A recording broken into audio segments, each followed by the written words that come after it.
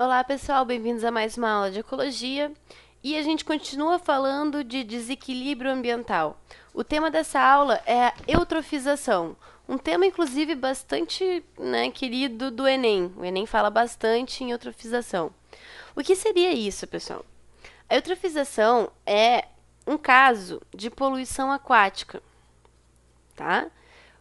Causado por matéria orgânica. Matéria orgânica essa que tem nutrientes importantes para o desenvolvimento de seres vivos, tá? Por exemplo, não apenas matéria orgânica, mas matéria orgânica e inorgânica também, tá? Mas, para causar eutrofização, tá, um ambiente aquático deve ser poluído com substâncias que contenham, por exemplo, bastante potássio, tá? A gente tem que ter bastante fósforo também e bastante nitrogênio, tá? Tem até tipos de adubos que a gente chama de NPK, que tem nitrogênio, né, fosfato e potássio. Essas substâncias aqui, pessoal, elas funcionam como nutrientes. Peraí, Andressa, tu tá me dizendo que é uma eutrofização é uma poluição causada por excesso de nutrientes? Pior do que isso. Eu tô te falando que a eutrofização é uma situação em que tu pode levar todo um ambiente aquático à morte, tá? Em função do excesso de nutrientes na água, tá? Então isso é gravíssimo, pessoal. Quando a gente tem, por exemplo, um ambiente urbano, infelizmente, os nossos gestores, né, os nossos políticos, eles não se preocupam muito com o destino de coisas básicas, como, por exemplo, o esgoto. O esgoto, ele é simplesmente, na grande maioria das cidades brasileiras, despejados em lagoas, em rios e, às vezes, pessoal, infelizmente, diretamente no mar, tá? O que acontece quando a gente despeja esgoto no mar? A gente está jogando lá, não só no mar, vamos pensar num lago, que é um local que é muito mais fácil de acontecer eutrofização, porque o lago ele tem água paradinha e tal, pouca ciclagem de pouco movimento, né, de água. Mas pensando em um lago, então, se a gente, por exemplo, aqui em Porto Alegre, a gente joga os nossos nutrientes, né, o nosso esgoto, na verdade, a gente joga ele no Lago Guaíba.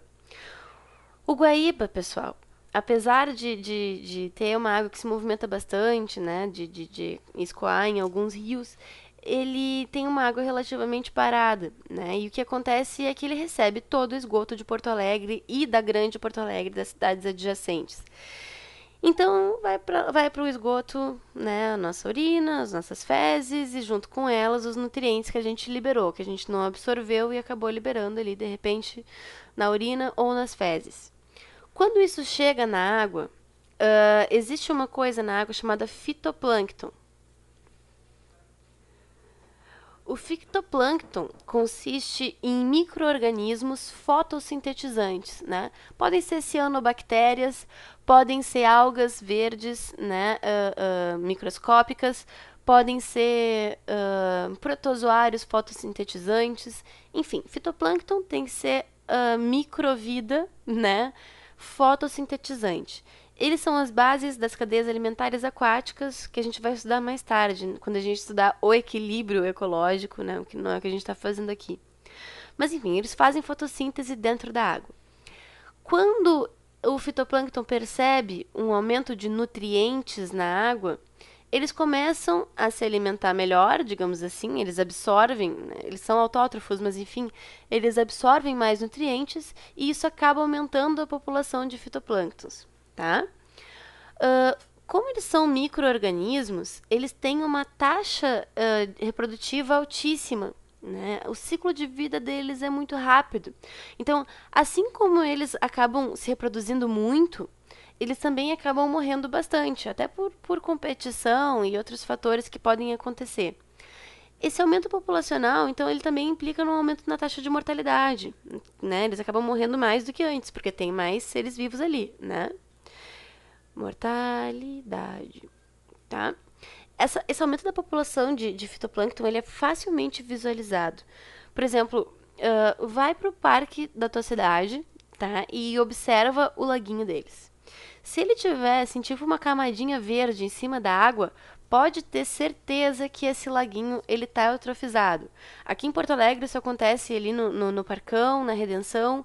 Esses lagos eles estão eutrofizados porque essa água está parada, né? E as pessoas vão lá e jogam bastante comida lá para os peixinhos, para os bichinhos, e isso acaba sendo nutriente, né? Eles apresentam esses minerais que são absorvidos pelo fitoplâncton, se reproduzem um monte, e apesar de serem micro-organismos, por serem fotossintetizantes, eles têm clorofila. A população deles fica tão grande que tu consegue ver um filme verde em cima da água, né? Isso é fitoplâncton se reproduzindo horrores.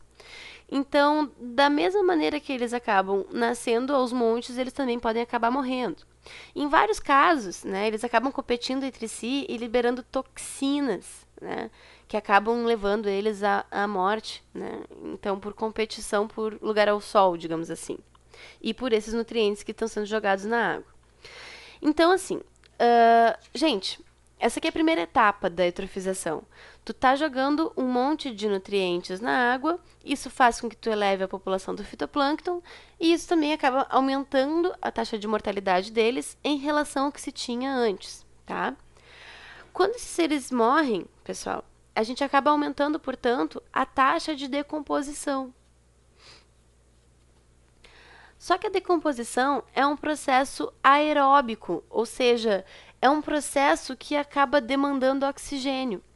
Os micro-organismos decompositores, portanto, para decompor esses seres que estão morrendo, eles vão acabar utilizando o oxigênio dissolvido na água.